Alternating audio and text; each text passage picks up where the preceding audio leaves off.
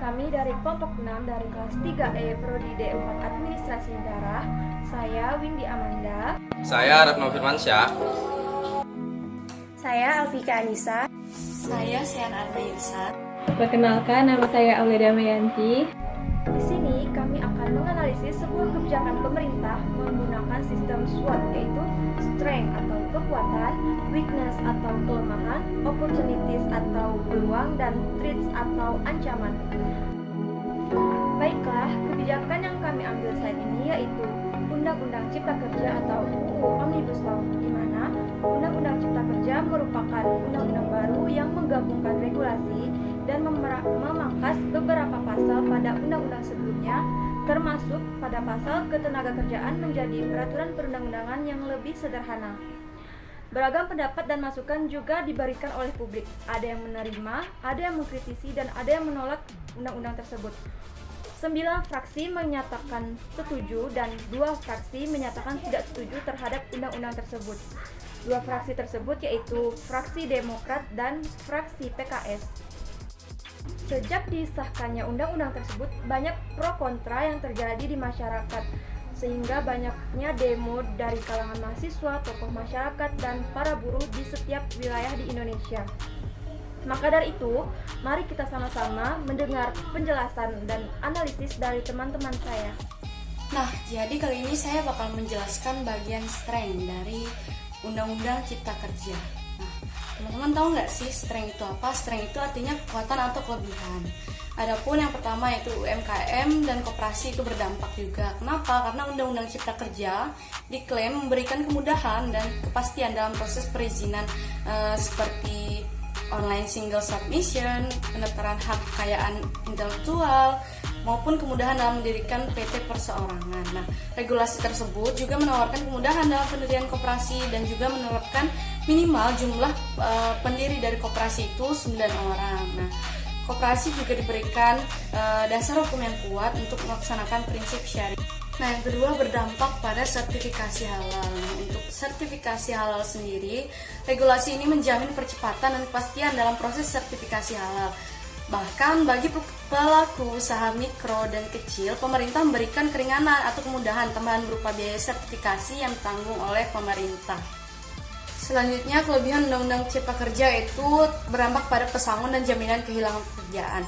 Undang-Undang Cipta Kerja ini menjamin adanya kepastian dalam pemberian pesangon. Nah, pemerintah menetapkan program jaminan kehilangan pekerjaan tanpa mengurangi sedikit pun manfaat dari jaminan kecelakaan, jaminan kematian, jaminan hari tua, hingga jaminan pensiun, serta Nah, kelebihan yang selanjutnya yaitu insentif fiskal dan perlindungan hukum. Nah, bagi pelaku usaha, Undang-Undang Cipta Kerja akan memberikan manfaat yang mencakup kemudahan dan kepastian dalam mendapat izin usaha dengan menerapkan perizinan berbasis risiko dan penetapan standar.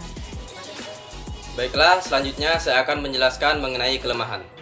Dalam kelemahan ini terdapat beberapa poin. Yang pertama yaitu Undang-Undang Cipta Kerja menghapus aturan mengenai jangka waktu perjanjian kerja tertentu atau pekerja kontrak. Yang kedua, pasal 79 ayat 2 huruf B Undang-Undang Cipta Kerja mengatur pekerja wajib diberikan waktu istirahat mingguan 1 hari untuk 6 hari kerja dalam 1 pekan. Yang ketiga, pasal 79 Undang-Undang Cipta Kerja juga menghapus kewajiban perusahaan memberikan istirahat panjang 2 bulan bagi pekerja yang telah bekerja selama 6 tahun berturut-turut dan berlaku tiap pelipatan masa kerja 6 tahun. Yang selanjutnya, pasal 79 ayat 3 hanya mengatur pemberian cuti tahunan paling sedikit 12 hari kerja setelah pekerja atau buruh bekerja selama 12 bulan secara terus-menerus. Nah, saya di sini akan menjelaskan tentang peluang dari Undang-Undang Cipta Kerja atau Undang-Undang Omnibus Law. Yaitu yang pertama, dengan adanya Undang-Undang Cipta Kerja, pengurusan perizinan dan tumpang tindih birokrasi akan diruai menjadi lebih sederhana. Dengan begitu, investor lebih percaya untuk menanamkan modalnya kepada pelaku usaha, dan para pencari kerja akan mendapatkan efek positif dari hal tersebut.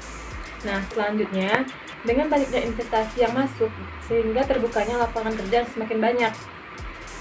Dan ketika Undang-Undang Cipta Kerja diterapkan, maka daya saing Indonesia meningkat dan investasi akan masuk sehingga lebih banyak lapangan kerja yang akan tercipta, yang akhirnya akan mempercepat pemulihan perekonomian nasional. Di sini saya akan menjelaskan tentang threats atau ancaman. Pasal 88B RUU Cipta Kerja yang mengatur tentang standar pengupahan berdasarkan waktu. Pada poin ini, banyak pihak khawatir melalui aturan ini, pemerintah tengah berupaya menghilangkan upah minimum kabupaten atau kota dalam kurung UMK, termasuk upah minimum sektoral. Ketentuan mengenai perjanjian kerja PKWT dapat berakhir saat pekerjaan selesai, juga membuat pekerjaan rentan di PHK, karena pengusaha dapat menentukan sepihak pekerjaan berakhir. Sekian video penjelasan dari kelompok kami, kurang lebihnya kami mohon maaf. Wassalamualaikum warahmatullahi wabarakatuh.